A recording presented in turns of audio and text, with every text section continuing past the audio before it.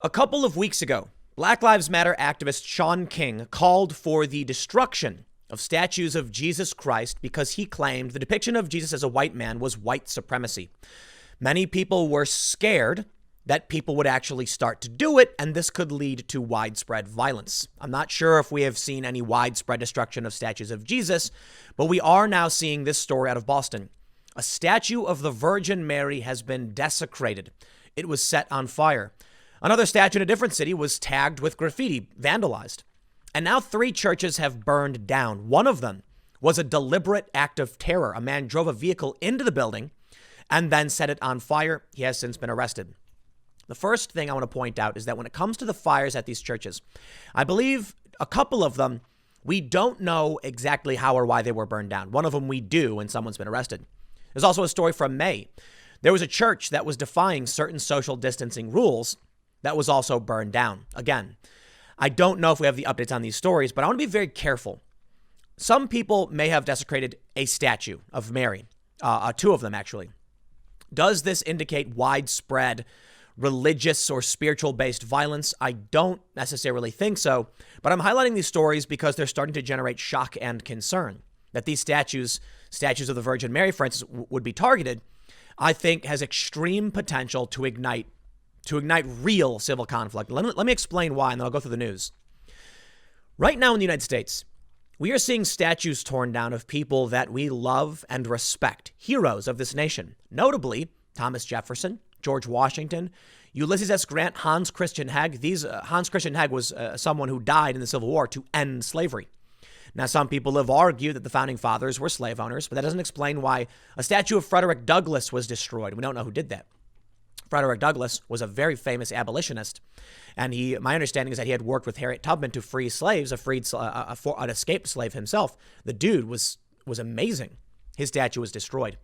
Now, these are an attack on freedom and liberty, but not necessarily a hardcore and devout ideology. Attacking the church, desecrating the statue of the Virgin Mary, in my opinion, has the real potential to ignite the devout. These are people who love absolutely with all their hearts these figures, these very important religious figures. Look, when you tear down Thomas Jefferson, people get mad. When you tear down or desecrate a religious icon, people feel that in their heart. I think this is substantially more likely to result in retaliation or escalation. And that's why I want to be very careful. Some of these churches being burned down, again, we need to know exactly what happened first. But of course, the reason I'm highlighting this is because people believe it was deliberate. At least in the instance of the Virgin Mary, it seems that it is. I got a bunch of stories to read for you. So let's check out the first story from WCVB 5 ABC. Virgin Mary statue set on fire at Boston church. They say, the Boston police and fire departments are investigating an arson at a Boston church after a Virgin Mary statue was set on fire Saturday night. Police responded at about 10 p.m. to a report of a fire near St. Peter Parish in the city's Dorchester neighborhood. Upon arrival, officers saw that a statue of the Blessed Virgin Mary had been set on fire. Police spoke with the Boston firefighters, who said that an unknown suspect had set fire to plastic flowers, which were in the hands of the statue, causing the face and upper body of the statue to be burned. I was shocked. There's disappointment, sadness, said Friar John Curran, our father. Is that father? Friar? I don't know. I don't know the words. The pastor of St. Peter Parish. The image of Our Lady is so important for us and our faith. It's such a contradiction to her love. Mary would never desecrate anyone, never hurt anyone, only offer them the peace and love of Jesus. I think that's where it really hits us in our hearts. A Boston firefighter who said he was among those who responded to the fire shared a photo of the burned statue with News Center 5. The Blessed Virgin Mary statue was placed outside St. Peter Parish just after the end of World War II to welcome back soldiers who were returning to Dorchester. On Sunday, neighbors replaced the flowers at the statue that were burned in the fire. The Archdiocese of Boston said it will clean the burn marks off the statue. Curran hopes whoever started the fire will come forward, and said the church would be there for them if they were looking for help. There's too much division, too much hatred, too much beating each other up. Hopefully, from this, We can have a sign from our God that we need to keep pressing the issue of reconciliation, unity, and peace. The Boston Police Department said it's investigating the arson. Anyone with information is strongly urged to contact detectives. Well, thankfully, the statue wasn't completely destroyed, and it can be cleaned and salvaged. And this is, I gotta say, it's getting worrisome, man. Look, they're going to escalate these attacks. There's already been concern that a bunch of churches being burned down in Europe was the result of religious violence. The last thing we need to add to our political woes is religious woes. But it wasn't just one statue. Statues of Mary vandalized in weekend of Catholic Church attacks. A statue of Mary outside the Cathedral Prep School and Seminary, Queens, New York, they say. Boston police are investigating an arson. And I want to go through this because we do know about that. We did read this. They say this. On July 10th, the Diocese of Brooklyn announced that New York City police were investigating the vandalization of a statue of the Virgin Mary at Cathedral Prep School and Seminary in Queens. I don't know what this says. It says idol, perhaps? IDOL? I'm not sure. Father James Caroli, rector and president of Cathedral Prep, called the incident an act of hatred. Obviously, this tragedy saddens us deeply, but it also renews our hope and faith in the Lord, as he has shown his goodness in many people who have already reached out to us. We are sincerely grateful for the help we have received as well as the prayers. Please continue praying for those who committed this act of vandalism and hatred toward Our Lady and the Church. I wonder how many of the far leftists are going to point out that the response from the churches has been sympathy and an offer for help. I told this story before. Let me. I want to show you this story first, the arrest of the man who actually tried to burn down this church. But I want to point something out to all of you. For one, I should be ashamed of myself. I'm kidding about getting the father thing or whatever I grew up Catholic. I did. And I left the church. I'm not overly religious, but I think there's a lot of hatred between people that is easily inflamed for tribal reasons. The story I often tell people is that I was very punk rock, angsty, edgy teen. And I met somebody who I thought, was a good skateboarder, and I was a skateboarder at the time. So when I saw they had a picture of Jesus in their house, I scoffed at it and, basically poo-pooed it. And the dude told me that he wasn't religious. He just thought the idea of someone traveling around helping people was a cool story, and that's why he decided to put up the image. And that was kind of a formative moment for me where I realized that, my view of what this was, what it represented, was wrong because it could mean something else to somebody else. I had grown up hearing stories and thinking the church was lying to me. There were bad things about it. I still believe for a lot of reasons the church does bad things. I really do. But I also think that it's really easy to focus on the negative and you miss what the symbols and what the church means to other people. In fact, probably most people. So to meet somebody who was not religious, who was like, all that it means to me is this. And I'm like, but that is a good thing. If that's what that image can inspire, then that's the message that needs to be spread. And I kind of felt like me having this anger and putting that image, associating it with negativity or politics or bureaucracy was a bad move. It should be, you can assign to that image your understanding of it. It basically showed me that other people have different perspectives. But listen, let's get more to the point here on the politics of the issue. With people on the left calling for the desecration of these statues and this arrest made in Florida Catholic Church burning, I think we get dangerously close to seeing real devout individuals standing up because it's no longer about politics. It's about, eternal salvation, I guess. Look, it's one thing. If you have somebody who believes that by fighting and burning buildings down, they can create a utopia here on earth. It's another thing when you have large groups of people, the majority of the country who are religious, who are Christian, feeling like their faith, their entire existence is under attack. You might be upset that you live in poverty and you might blame capitalism, but this is this is beyond that. This is a whole new level. You're attacking people well beyond any physical manifestation. You're attacking the core of their being. My concern is that these attacks really are political in nature. Check out the story. A Florida man has been arrested after he reportedly admitted to crashing a minivan into a Catholic church and setting it on fire. Stephen Anthony Shields, 24, of Dunedin, Florida, has been charged with attempted murder, arson, burglary, and evading arrest after he was apprehended by police on July 11th. They say, according to a Saturday evening statement from the sheriff's office, Shields poured gasoline in the church's foyer and ignited it, after crashing his minivan through the parish's front door. Shields then drove away in the minivan, leading officers on a short chase before he was stopped. According to local media, Shields told police he has been diagnosed with schizophrenia, but is not currently taking prescribed medication. So this could just be someone losing their minds.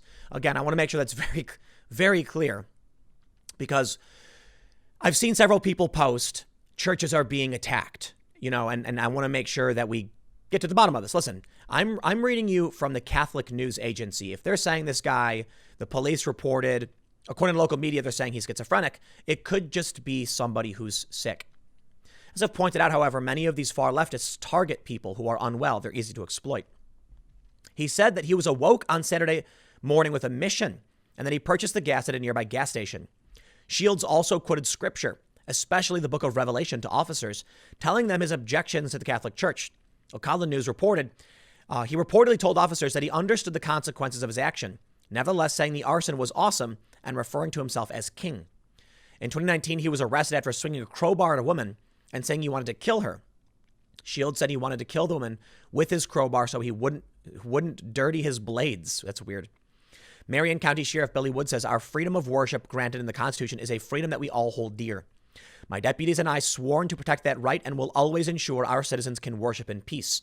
I'm proud of my deputies for capturing this man so quickly, and we appreciate the assistance from all of the state and federal agencies that worked alongside us during the investigation. Now, this story is from just July 11th, so a couple days ago, and I believe the fire was also on the 11th. Okay, so they had to catch the guy. Now we have other stories here. Check this out. Elkmont Church, Alabama. They say a fire destroyed Faith Tabernacle Pentecostal Church in Elkmont Friday night. Thankfully, no one was inside or hurt. It took the help of 5 different fire departments to get the fire out. The church is off Sandlin Road. Elkmont firefighter Susan Pliant says they got a call right before 6 p.m. Pliant said she believes the middle section where the most damage was the sanctuary. The building is a total loss. When we arrived, the center section, the roof had already fell, and there were flames coming out. The Faith Tabernacle Pentecostal Church has around 50 members on average for their services. The cause of the fire is unknown. Pliant said the Limestone County Sheriff's Office is investigating. It is unclear what church leaders will do for services. You know what? I remember there was a mosque that got burned down. And when the story went viral, several far-left organizations ran the headline something like, Mosque burns to the ground shortly after Trump announces travel ban. And I said, those stories have nothing to do with each other. So I made a call to someone I know and trust who's a firefighter and asked them what they thought. And they said, someone left a coffee pot on. That's really it. Why did a building get burned down? Somebody left a coffee pot on. Look, right now we have political conflict and turmoil across the country. And I think people are looking for signs that they are under attack. But we have to be very, very careful that this doesn't lend itself to escalation. Church fires happen. They do. Some people are saying, yeah, but this many with the Mary being vandalized? Good point. I respect your point.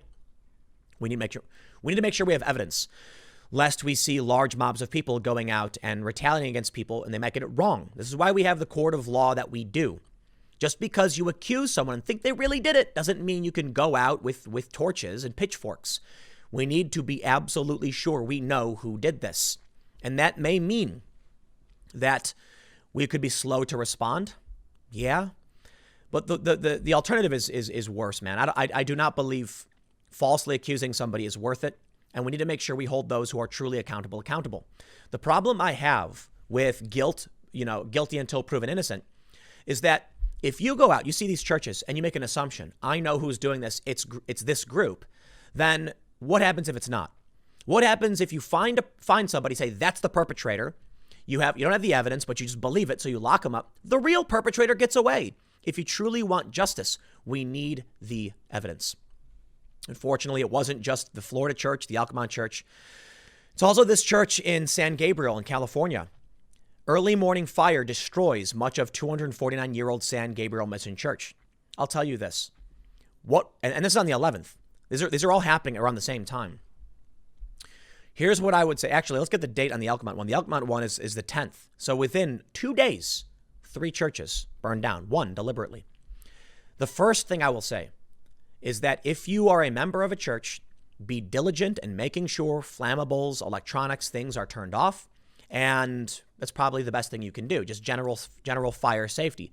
Make sure there's no, extension cords all tangled up. Make sure your smoke detectors are working. These are normal things to do to protect for a fire. As for the vandalism of the statue of Mary and the vandalism of a couple of them, that lends itself more to the idea that there may actually be religious or political motivations, in which case you want a higher security. You do. But I don't think the smart thing to do is make assumptions about who did it. That could be bad, but you can be defensive, and that would be important. They say, from KTLA-5, a fire broke out at the San Gabriel Mission Church early Saturday and burned the roof of much of the church's interior. Authorities have not determined what caused the blaze. At the 249-year-old church on 428 South Mission Drive, the San Gabriel Fire Department received a call about the fire around 4:30 a.m. and arrived at the scene to find flames through the roof. The crews called for additional units after about 5 minutes. Some 50 firefighters responded to the location, and they struggled as parts of the roof began to come down. The fire traversed the wood rapidly. The interior is pretty much destroyed up into the altar area. According to the AP.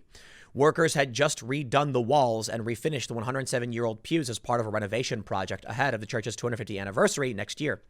San Gabriel Mission spokesperson Terry Huerta said the roof last underwent repair after sustaining damage from the 1994 Norwich earthquake. To see it being burned down is just heartbreaking. There's a lot to be grateful for that didn't burn in the fire. Video recorded before daylight Saturday shows dark smoke rising from the flames. The firefighters continued the battle of the blaze after the initial call. In an 8:25 a.m. tweet, the police department announced shutting down Junipero Serra Drive and Mission Drive in both directions.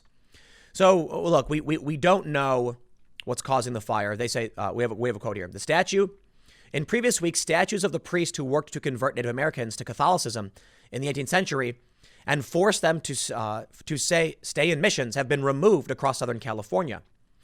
Here's what needs to be said. I'm not telling you to ignore what's happening. No, by no means. I'm just trying to make sure that people don't jump the gun, and I want to make sure that we don't see violence. We don't want to see escalation. It is true, however, that it's not just the statues of Mary that have been vandalized. There was another statue, I believe was in San Francisco, of, I think it was St. Junipero. I'm not entirely sure because I'm not, super knowledgeable on the religious stuff. It was pulled down, desecrated. So there are some attacks we have seen on religious statues. Like I mentioned, I opened this with Sean King for a reason. He said, tear them down. What do we see now? They've torn down some religious statues. They've vandalized the Virgin Mary. And I don't believe it's the first time. Back in May, we saw this story. This church fought social distancing orders. A month later, it was vandalized and burned down. They wrote, "You hypocrites." But no, I don't believe we have an update. I did a quick cursory search. I couldn't really find anything as to, if anyone was arrested. I'm not sure. But many people said they were going to back off because hypocrites was spelled wrong. It seems weird. And it was actually many people on the right who thought this may be a hoax as well. People are reticent to, people don't want to fall for hoaxes like the left did with Covington and Jesse Smollett. Many people, including myself, believed the NYPD when they claimed that they had ingested cleaner from milkshakes, and is apparently not true. So again, it looks like there is some circumstantial evidence giving people reason to believe that these recent attacks, which happened all in the span of, I think it was less than a day, to be honest, around 24 hours, may be motivated by political or religious reasons, probably political. And the attacks on the Virgin Mary, I would say 100% are, especially after what Sean King said. This freaks me out because when you go after religion, you're going to see people rise up, I wonder if the desecration of the Virgin Mary just secured every single evangelical vote for Donald Trump. And I wonder if it does the same for the Jewish community. I understand the Jewish community is not going to look at a statue of the Virgin Mary and think it's an attack on them. But it is an attack on organized, Abrahamic religion. And that may scare them because many people understand first they come for one group and then they come for you. And if you don't stop them before it gets bad, we know how this plays out. If they're going to go after symbols of Christianity now, it's only a matter of time before they go after all other religious symbols. And at the same time, we are seeing crime dramatically skyrocket. So while you're having these churches being burned, one of which was a deliberate attack, though it seems like this person was just unwell, we are seeing vandalization and desecration of religious images. Police wrestle with surge in crime in U.S. cities amid defunding efforts from the Wall Street Journal. A violent summer hits some major U.S. cities as police face budget cuts due to the pandemic and efforts to combat police brutality. I think crime is skyrocketing due to demoralization. They've slashed budgets in some places, but that won't immediately affect, certain cities. However, I believe in New York, they reassigned the entire crime prevention unit. I think this was the unit that did stop and frisk. Then shootings went up. That's unsurprising. I'm not going to claim to have all the answers. I don't know what they should or shouldn't do, but I will tell you this. The police are under attack. They're not perfect. I believe in reform. I believe in accountability. But I believe that if you demoralize them, they're not going to be able to patrol and protect you. They're going to be less efficient because of low morale. And now you get the targeting of churches. And I'm talking about the statues. That's a fact. As for the fires, we don't know. But I'll say, man, heaven help us if it turns out these were deliberate attacks from the far left on religious institutions because they've called for it repeatedly. And if it is, you will probably see a rage unlike any other. But I got to add, you know what, man? I think to their favor, Christians, the response to this vandalism was, if you did this, we will help you. Yeah, it is the right thing to do, right? Turn the other cheek, offer up support. But my fear is if you turn the other cheek too much, people walk all over you and they stomp you down. You have to defend yourself, but it's hard. It was Jesus who said, turn the other cheek, right? I don't know exactly, but I think at a certain point you must defend and try to protect your churches. Hopefully this doesn't escalate. But I highlight it because we should probably keep it look, man, I'll put it this way. I don't know what caused those fires, but when you get 3 fires in a day, maybe that's not normal. The last thing I'll add is it could just be the media is focused on this, which is how I end up seeing it. And it's possible these fires happen all the time. There are churches all across the country. There's probably hundreds of thousands. So a couple burned down. It could just be coincidence. Now, the desecration of the Virgin Mary, that I understand, that's deliberate. But we don't know who or why. So let's make sure we have the facts and the evidence before, taking some kind of action, seeking justice. We need to know the facts first. I'll leave it there. Next segment's coming up at 4 p.m. over at timcast.net, and I will see you all then.